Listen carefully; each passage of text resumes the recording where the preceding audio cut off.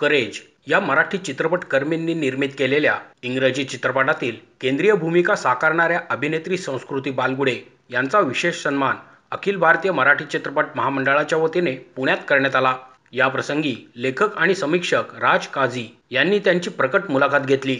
अखिल भारतीय मराठी चित्रपट महामंडळाचे अध्यक्ष मेघराज राजे भोसले हे यावेळी उपस्थित होते। हॉलिवूडच नव्हे तर जगात अग्रगण्य मानल्या जाणाऱ्या वॉर्नर ब्रदर्स स्टुडिओजमध्ये करेज या चित्रपटाचा लॉस एंजेलिस येथे एक खास शो नुकताच पार पडला। चित्रपट इंग्रजी असला तरी निर्माते, लेखक, दिग्दर्शक आणि कलाकार मराठी असल्याने याचा प्रातिनिधिक सन्मान म्हणून महामंडळातर्फे या संवादाचे आयोजन करण्यात आले होते। मेघराज राजे भोसले म्हणाले, अखिल भारतीय मराठी चित्रपट महामंडळ सातत्याने नवनवीन संकल्पना राबवत असते, काही नवीन करू पाहणाऱ्या चित्रकर्मींच्या पाठीशी उभे राहते आणि त्यांना प्रोत्साहन देत असते। आम्हाला अभिमान आहे की करेज या चित्रपटाच्या माध्यमातून मराठी चित्रपट निर्माते, दिग्दर्शक, कलावंत आणि तंत्रज्ञ यांनी एक जागतिक दर्जाचा चित्रपट निर्माण केला आहे। संस्कृती बालगुडे या आपल्या पुण्यातील आहेत, महामंडळाशी संलग्न आहेत। त्यांना प्रोत्साहन देण्यासाठी आणि त्यांचे कौतुक करण्यासाठी या कार्यक्रमाचे आयोजन केले आहे, असेही त्यांनी सांगितले। मराठी चित्रपटकर्मींना जागतिक चित्रपट उद्योगाशी जोडण्यात करेज या चित्रपटाने निश्चितच पुढचे पाऊल टाकले आहे, जे आपल्या मराठी चित्रपटांना प्रेरणा देईल, असा विश्वास व्यक्त करून संस्कृती बालगुडे पुढे म्हणाल्या, प्रत्येकाच्या आयुष्यात दुःख असते आणि प्रत्येकाचे वेगवेगळे असते। आपण त्याला कसे सामोरे जातो हे अत्यंत महत्त्वाचे असते, असे भान या चित्रपटाने दिले असून एक चांगली कलाकृती, वेगळा सामाजिक संदेश देणारा आणि सत्य घटनेवर आधारित असणारा करेज अधिकाधिक लोकांपर्यंत पोहोचला पाहिजे, असे आवाहन संस्कृती बालगुडे यांनी यावेळी केले। खरं तर करेज जेव्हा आम्ही फिल्म केली तेव्हा त्याची ॲक्च्युली करेज आम्ही 2023च्या ऑक्टोबर-डिसेंबरच्या दरम्यान शूट केलेली फिल्म आहे, तर त्यामुळे एक जवळपास एक सलग वर्ष गेलं आणि या वर्षी खरं तर करेजचं नाही म्हणलं तरी प्रमोशन सुरू झालं। वॉर्नर ब्रदर्स मध्ये जो प्रेमियर झाला तो कोणाचाच मलिना याने होता। आमचे जे प्रोड्युसर आहेत उदय देवस्कर, ज्यांनी ही फिल्म लिहिली आहे सुद्धा, तर ते ॲक्च्युली LA मध्ये राहतात, लॉस एंजेलिसमध्ये राहतात, तर त्यामुळे त्यांच्या कनेक्शन्समुळे आणि कारण या चित्रपटाचा तसा पाहिला तर विषय थोडासा सामाजिक आहे, म्हणजे सामाजिकतेकडे थोडासा तो चुकतो, त्यामुळे तो मान तिथे कदाचित मिळाला आणि तिथे गेल्यानंतर सुद्धा ते तिथं खरं वाटत नव्हतं। असं वाटत होतं की फक्त ज्याचा आपण टीव्हीवर बघतो, प्रेझेंटेड बाय वॉर्नर ब्रदर्स किंवा प्रोड्युस्ड बाय वॉर्नर ब्रदर्स, आणि कुठे ना कुठे मला असं वाटतं प्रत्येक ऍक्टर किंवा एखाद्या ऍक्टरची इच्छा असते की आपण तिथपर्यंत पोहोचावं, फक्त ते बघावं तरी किंवा तिकडचे स्टार्स बघावे।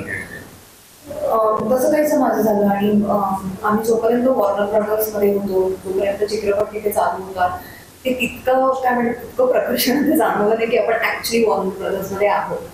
नंतर मी तर तिथे चित्रपट बघू शकले नाही, मी ऑडियन्सला त्या थिएटरमध्ये नव्हते, ऑडियन्स जेव्हा चित्रपट बघत होता तेव्हा, आणि बाहेर आल्यानंतर एक खूप तशी मी आयुष्यात खूप रडकी आहे, मला छोट्या छोट्या गोष्टींवर रडायला येतं, पण तिथे सुद्धा मला खूप भरून आलं की कदाचित आयुष्यात जे आपण इमॅजिन केलं होतं, आपण आता सगळ्यांना एक नवीन शब्द माहिती आहे मॅनिफेस्टेशन आपण करतो, तर ते मॅनिफेस्ट कुठेतरी झाल्यासारखं मला वाटलं की आपण हॉलिवूडची साईन, म्हणजे अजून सुद्धा मला सगळ्यांना सांगायला आवडेल की माझ्या मोबाईलवर सगळ्यांच्या तोंडात आता एक विजन बोर्ड नावाची एक गोष्ट असते की आपल्याला जे हवं असतं आयुष्यात ते आपण सतत बघितलं पाहिजे, त्याच्याविषयी इमॅजिनेशन केलं पाहिजे, त्याच्याविषयी प्रार्थना केली पाहिजे।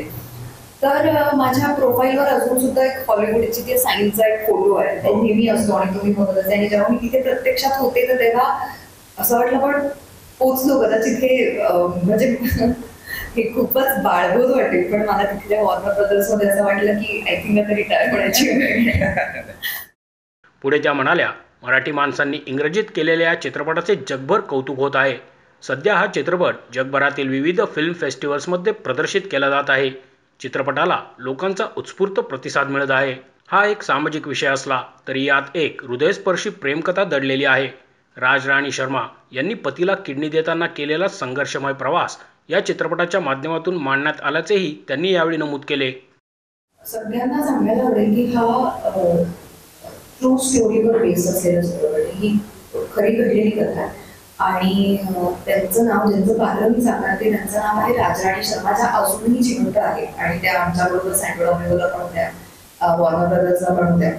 तर ती कथा अशी आहे की राजराणी शर्मा यांचा जो नवरा होता, बॅक 1980s मधली गोष्ट आहे. सो ते दोघं प्रेमात पडले, पण हो नाही, तो काळ दाखवला. आणि नंतर अर्थात पुढचाही काळ आहे, मी पटकन सांगते तुम्हाला लक्षात येईल की जेव्हा ते दोघं प्रेमात पडले एकमेकांच्या, तर त्यांच्या नवऱ्याने त्यांना सांगितलं की माझी ऑलरेडी एक किडनीचा प्रॉब्लेम आहे. तर तू विचार कर की माझ्याशी लग्न करायचं की नाही, कारण मला माहिती नाही मी किती दिवस जगेन. पण त्या इतक्या प्रेमात होत्या की त्या म्हणाल्या की आपण संसार करूयात, बघूया. लग्नाच्या काही वर्षानंतर, फार वर्ष नाही पण लग्न झाल्यानंतर त्यांची दुसरी किडनी पण फेल झाली. तर इव्हेंच्युअली असं झालं की इतका जो काळ गेल्यानंतर त्यांच्यासाठी झटत असताना राजराणी शर्मा, त्यांच्या नवऱ्याचं नाव प्रदीप गेले, त्यांच्यासाठी झटत असताना अचानक तिकडचे डॉक्टर एकदा म्हणाले की नॉन ब्लड रिलेटेड ट्रान्सप्लांट पण पॉसिबल आहे, पण ते खूप रिस्की आहे. त्याच्यामध्ये किडनी जो देतो त्याचाही जीव जाऊ शकतो आणि जो ज्याला किडनी देतो त्याचाही जीव जाऊ शकतो. पण राजराणी शर्मा त्या म्हणाल्या की मी एकदाही विचार नाही केला आणि मी सरळ सरळ सांगितलं की मी माझ्या नवऱ्याला माझी किडनी देते. आता किडनी दिल्यानंतर, ते डोनेशन झाल्यानंतर त्यांचा नवरा आणि त्यांचा संसार जवळपास त्याच्यानंतर 25 वर्ष चालला. आणि ही ती बेसिक स्टोरी आहे. अर्थात आता प्रदीप सर नाहीये, पण राजराणी शर्मा अजूनही तितकीच हेल्दी लाईफस्टाईल एका किडनीवर जगतात.